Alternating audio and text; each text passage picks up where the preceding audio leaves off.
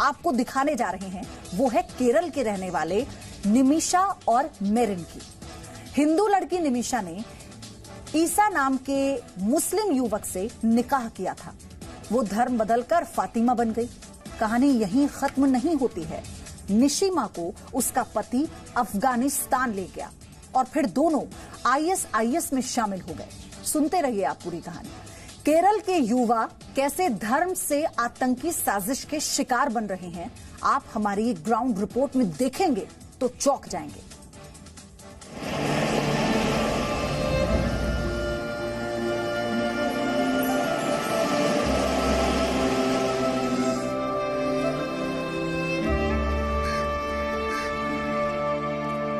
कहा जाता है कि केरल को खुद भगवान ने बसाया है, क्योंकि इतना सुंदर और दिलकश है। लेकिन केरल की इसी खूबसूरती पर जिहाद, कट्टरता और आतंकवाद का ऐसा दाग लग गया है जो जल्दी से मिटने वाला नहीं है।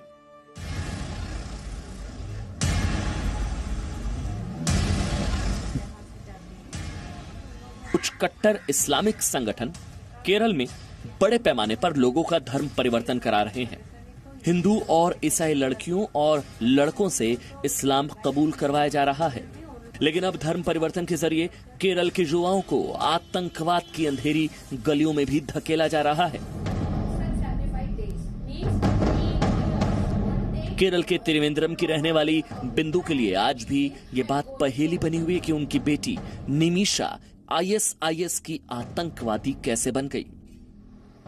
पिछले करीब 3 सालों से बिंदु यही सवाल सबसे पूछ रही है, कैसे उनकी बेटी और केरल के रहने वाले 20 लोग अफगानिस्तान जाकर आतंकवादी बन गए। ये केरल में फैलाए जा रहे जिहाद का वो जहरीला सच है जिसे अक्सर मीडिया की खबरों से दूर ही रखा जाता है। निमिषा पहले अपना धर्म बदलकर फातिमा बन गई और फिर अपने पति के साथ अफगानिस्तान चली गई, आईएसआईएस में शामिल हो गई। लेकिन निमिषा की जिंदगी हमेशा से ऐसी नहीं थी। वो डॉक्टर बनना चाहती थी और उसके परिवार वालों ने लाखों रुपए खर्च भी किए थे। लेकिन 2016 में निमिषा उर्फ फातिमा ने बेक्सन नाम के एक लड़के से शादी कर ली। बेक्सन पहले ईसाई था, लेकिन वो अपना धर्म बदलकर ईसा बन गया था। ईसा और निमिषा अब अफगानिस्तान के लिए निकले तो निमिषा 7 महीने की गर्भवती थी। लेकिन आज निमिषा अफगानिस्तान की जेल में बंद है और उसकी 3 साल की बेटी का भविष्य अंधकार में है। June 7th, 2016, I got messages from my daughter that she is on a tour and she is at Sri Lanka.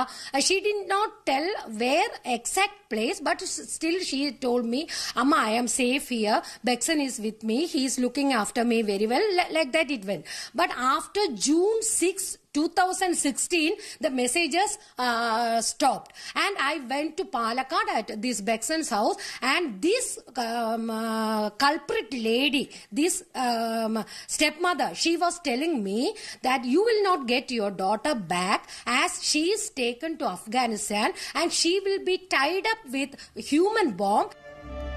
आज भी निमिषा के घर में उसकी यादें बिखरी हैं और उसकी मां इन यादों को देखकर अक्सर रो पड़ती है।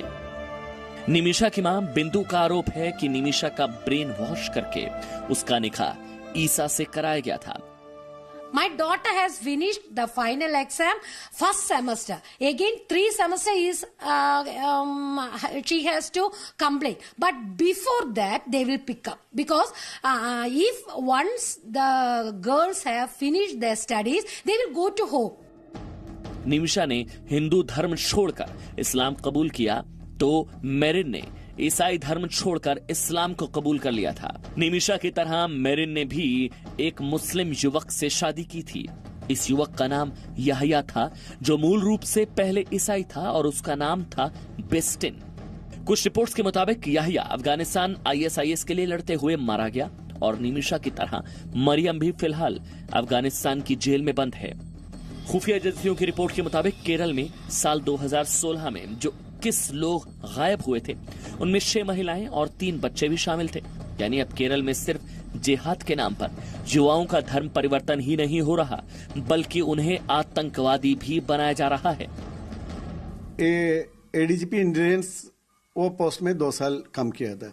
उसी टाइम में मैंने सब रिकॉर्ड अच्छा किया था, सबके लिए दिया था, सेंट्रल आईबी के लिए दिया था, एनआईए के लिए दिया था, और सब रिकॉर्ड मेरा है। वो मैंने बताया था, मैंने very clearly I told what is happening in Kerala. ये दूसरे जगह से नहीं, ऐसे नहीं है। कश्मीर इससे बहुत सरल है, केरला कश्मीर से बहुत मुश्किल होगा। उस आपकी रिपोर्ट पे कोई कार्रवाई हुई? कुछ नहीं। आपने क्या दिया था रिपोर्ट में, क्या बात है? What is happening in Kerala, that is extremism, religious extremism, love जिहाद। Nobody wants those report in Kerala. पिछले कुछ सालों में केरल में धर्म परिवर्तन और लव जिहाद की घटनाएं तेजी से बढ़ी हैं, और इस लव जिहाद के निशाने पर सिर्फ हिंदू नहीं बल्कि ईसाई युवा भी हैं। केरल के हिंदू संगठनों की तरह वहां के कुछ चर्च भी केरल की वामपंथी सरकार पर इसे नजरअंदाज करने के आरोप लगा रहे हैं।